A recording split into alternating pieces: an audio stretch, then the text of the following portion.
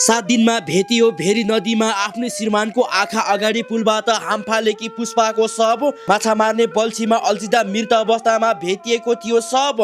2 हप्ता अगाडि भएको थियो विवाह, परिवार विक्षिप्त। दर्शकवृन्द, यति बेला भने एउटा यस्तो हृदय बिरारक घटना सार्वजनिक भएको छ। फागुन 8 गते मध्याह्नको समयमा आफ्नै श्रीमानसँग घुम्न गएकी 21 वर्षीय पुष्पा सिंह ठकुरी भेरी नदीको पुलबाट हाम फालेर एकाएक बेपत्ता भएकी थिइन्, जसमा नेपाल प्रहरी, सशस्त्र प्रहरी र गोताखोर टिम आएर पनि उनको खोजी कार्य तीव्र रूपमा खोजी कार्य सुरु गरेको थियो।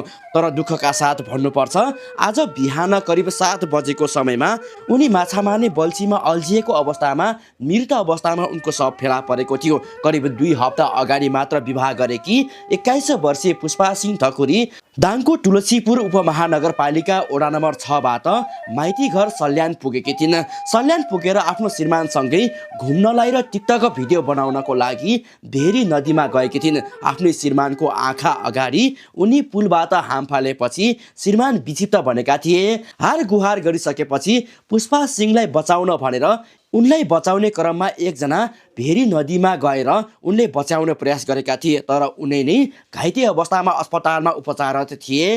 गोताखोर टिम, नेपाल प्रहरी र सशस्त्र प्रहरीले तीव्र गतिमा खोजी कार्य गर्दा आज 7औं दिनमा उनी माछा मार्ने बल्छीमा अल्झिएको अवस्थामा उनको शव फेला परेको थियो।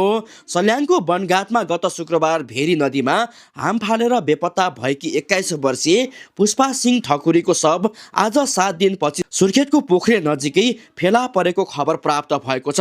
भेरीमा माछा मार्ने क्रममा बल्छीमा अल्झिएको अवस्थामा 21 वर्षीय पुष्पा सिंहको शव फेला परेको थियो।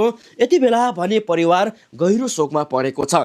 भर्खरै मात्र विवाह गरेकी, जन्म घरबाट कर्मघर पुगेकी छोरी एकाएक भेरी नदीबाट हाम फालेर आज 7 दिनपछि मृत अवस्थामा फेला परिसकेपछि परिवार होसमा छैनन्।